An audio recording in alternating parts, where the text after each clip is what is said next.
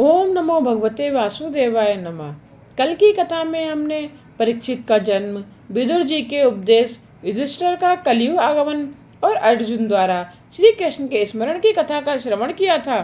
आज की कथा में हम कृष्ण विरह व्यथित पांडवों का परीक्षित को राज्य देकर स्वर्गारोहण के लिए सिधारना तथा परीक्षित की दिग्विजय और धर्म और पृथ्वी के संवाद की कथा का श्रवण करेंगे।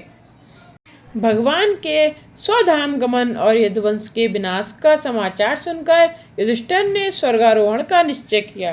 परीक्षित को राज सिंहासन दे दिया।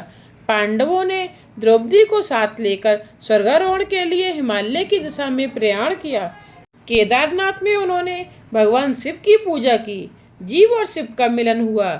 उसके आगे निर्वाण पंथ है। पांडवों ने वही रास्ता लिया। चलते चलते सबसे पहले द्रौपदी का पतन हुआ, क्योंकि वैसे तो वह पतिव्रता थी, किंतु अर्जुन के प्रति उसे अधिक प्रेम था, सो वह उसकी ओर पक्षपात का भाव रखती थी। दूसरा पतन हुआ सहदेव का, क्योंकि उसे अपने ज्ञान का अभिमान था। तीसरा पतन हुआ नकुल का, क्योंकि उसे अपने रूप का अभिमान था। फिर पतन हुआ अर्जुन का, क्योंकि उसे अपने बल का अभिमान था। फिर पतन हुआ भीम का। उसने धर्मराज से पूछा कि मेरा पतन क्यों हुआ? मैंने तो कभी कोई पाप नहीं किया था। युधिष्ठिर ने कहा कि खाता बहुत था, सो तेरा पतन हुआ। खाने के समय आंखें खुली रखो, किंतु संतों को और देवों को भोजन कराते समय आंखें बंद रखो। धर्मराज अकेले आगे बढ़ने लगे।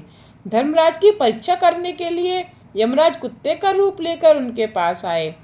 उन्होंने दूसरा भी रूप लिया और युधिष्ठिर से कहा कि मैं तुम्हें स्वर्ग में ले जाऊंगा, किंतु तुम्हारे पीछे पीछे कुत्ता चला आ रहा है, उसे स्वर्ग में प्रवेश न मिलेगा। तो युधिष्ठिर ने कहा कि जो मेरे साथ साथ चला आया है उसे मैं अकेला कैसे छोड़ दूं? उसे छोड़कर मैं स्वर्ग में नहीं जा सकता। 7 कदम साथ चलने वाला मित्र बन जाता है। धर्मराज सदैव स्वर्ग गए। तुकाराम भी सभी को राम राम करते हुए स्वर्ग गए थे। आम ही जातो आमुच्चा गावा, आमचा राम राम ध्यावा, ऐसा कहते हुए वे स्वर्ग गए। मीराबाई भी सदैव स्वर्ग को गई थी। वे द्वारकाधीश में सदैव समा गई थी, लीन हो गई थी। मेवाड़ में उनको बहुत कष्ट मिला था, सो उन्होंने मेवाड़ छोड़ दिया। उनके जाने के बाद मेवाड़ बहुत दुखी हुआ। वहाँ यवनों का आक्रमण हुआ। राणा जी ने सोचा कि मीरा फिर मेवाड़ आए तो देश सुखी हो। राणा जी ने ब्राह्मणों को और भक्तों को मीरा को बुलाने के लिए भेजा। मीरा ने उनसे कहा कि कल यदि मेरे द्वारकानाथ की अनुज्ञा मिलेगी तो मैं आपके साथ आऊंगी। अगले दिन मीरा ने दिव्य श्रृंगार किया।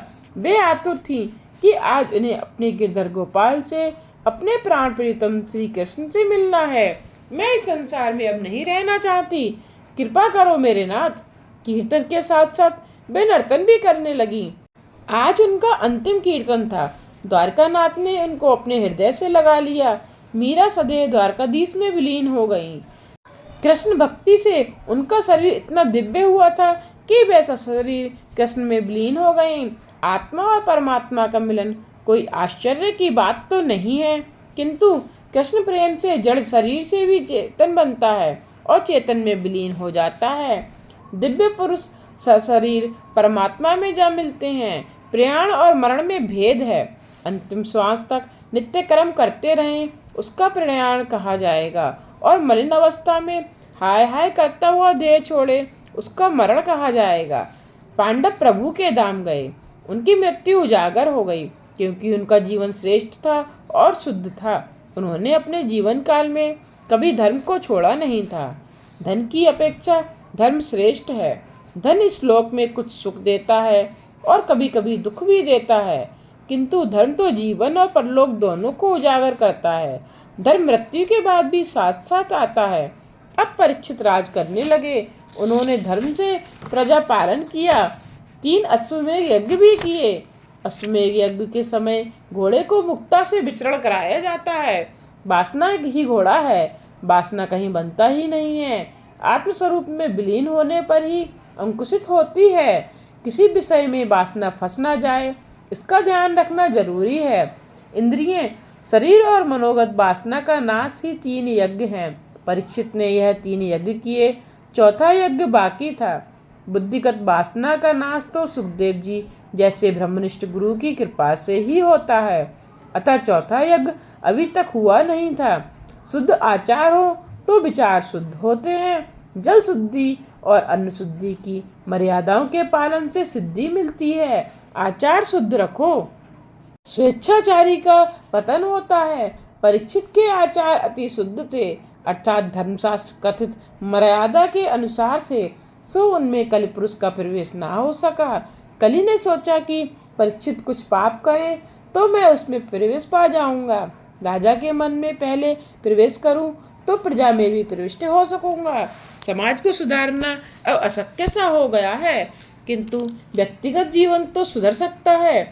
आचार और विचार से जो शुद्ध होता है उसके घर में कलि नहीं आ सकता। आज भी कुछ वैष्णव घर ऐसे हैं जिनमें कलि प्रवेश नहीं पा सका है।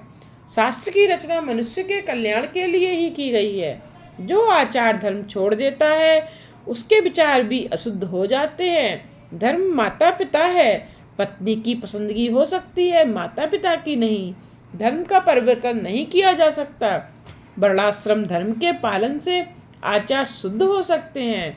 गाय की सेवा करो। गाय खाती तो है घास, किंतु देती है दूध। जो भगवान ने संपत्ति दी हो तो गौ पालन करो। आजकल लोग धन संपत्ति मिलने पर कुत्ते पालते हैं। कुत्ते का अनादर करने की बात नहीं है, किंतु मर्यादा को छोड़कर अधिक प्रेम न करो।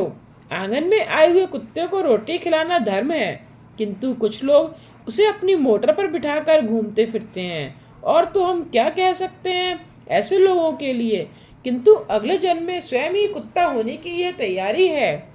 जीव मात्र में परमात्मा है, किंतु प्रत्येक का शरीर भिन्न है और कर्म भी भिन्न भिन्न है। इसलिए हर एक के साथ पीना और खाना इष्ट नहीं है। एकादशी के दिन अन्न नहीं खाना चाहिए।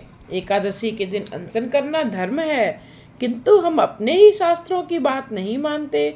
और जब डॉक्टर कहता है कि टाइफाइड है और 21 दिन तक भोजन मत करना, तो उसकी बात मान लेते हैं और 21 दिन का अनशन कर लेते हैं।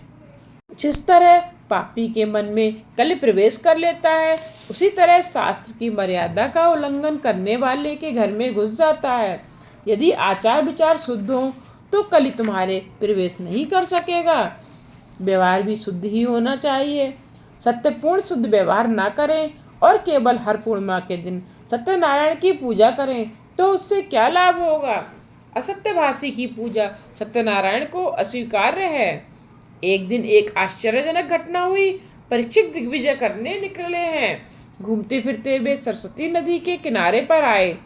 वहां गाय बैलों को एक काला पुरुष लकड़ी से पीट रहा था। बैल धर्म का स्वरूप है और गाय पृथ्वी का स्वरूप है। गाय की आंखों से आंसू बह रहे थे। धर्म रूप बैल उसके दुख का कारण पूछता है। पृथ्वी कहती है, श्री कृष्ण ने इस पृथ्वी लोक से अपनी लीला समेट ली है, सो यह संसार पापमय कलयुग की कुदृष्टि का शिकार हुआ है। धर्म की मर्यादा का पालन ठीक तरह से करोगे तो ज्ञान अपने आप ही प्रकट होगा। धर्मारूढ़ रहोगे तो ज्ञान गंगा का अवतरण होगा। शिवजी नंदी पर अर्थात धर्म पर आरूढ़ है, सो उनके सिर पर ज्ञान गंगा है। धर्म के 4 अंग मुख्य हैं, सत्य, तप, पवित्रता और दया। इन चारों का योगफल ही धर्म है। इन चारों अंगों पर जब धर्म आधारित था तब सतयुग था। 3 अंगों पर आधारित था तब त्रेता युग आया। 2 अंगों पर ही आधारित रहा तब द्वापर युग आया और एक ही अंग पर धर्म आधारित रह गया तो कलयुग आया।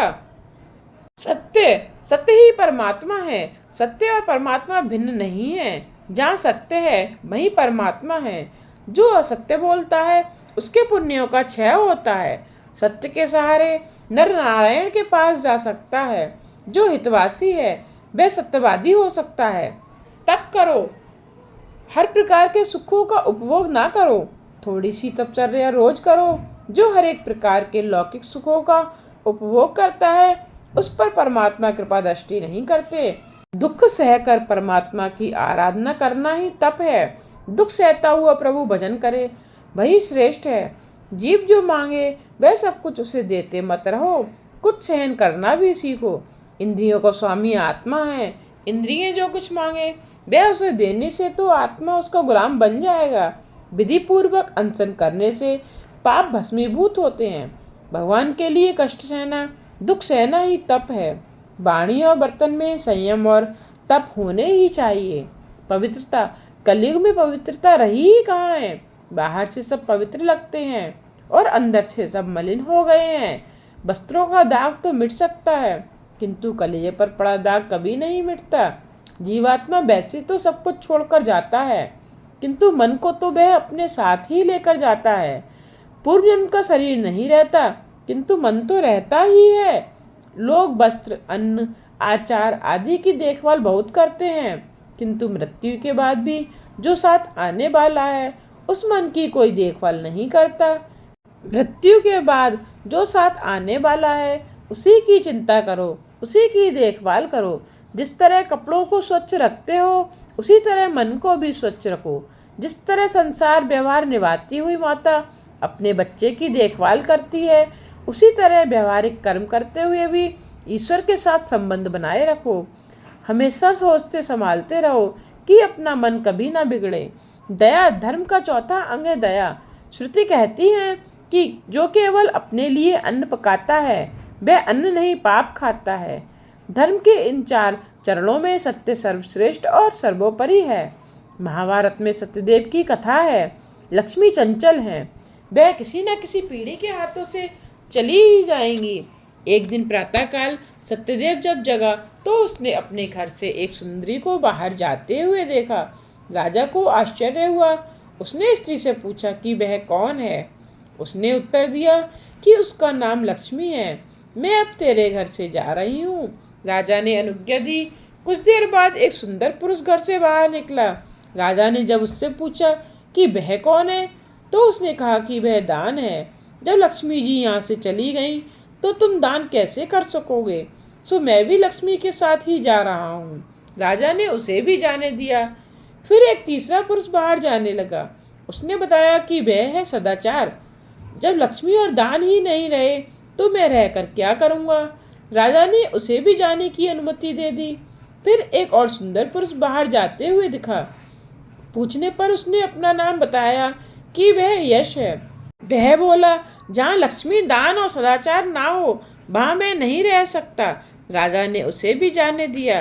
कुछ देर बाद एक और सुंदर युवक घर से निकलकर जाने लगा। पूछने पर उसने अपने परिचय दिया कि वह सत्य है। अब आपके यहाँ लक्ष्मी, दान, सदाचार और यश नहीं रहे तो मैं अकेला कैसे यहाँ रहूँ, मैं भी उनके साथ ही जाऊँगा। तो सत्यदेव राजा ने कहा कि मैंने तो आपको कभी छोड़ा ही नहीं, फिर आप मुझे छोड़कर जा रहे हैं।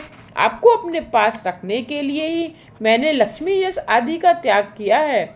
मैं आपको जाने नहीं दूंगा। आप मुझे छोड़कर चले जाएंगे तो मेरा तो सर्वस्व लुट जाएगा।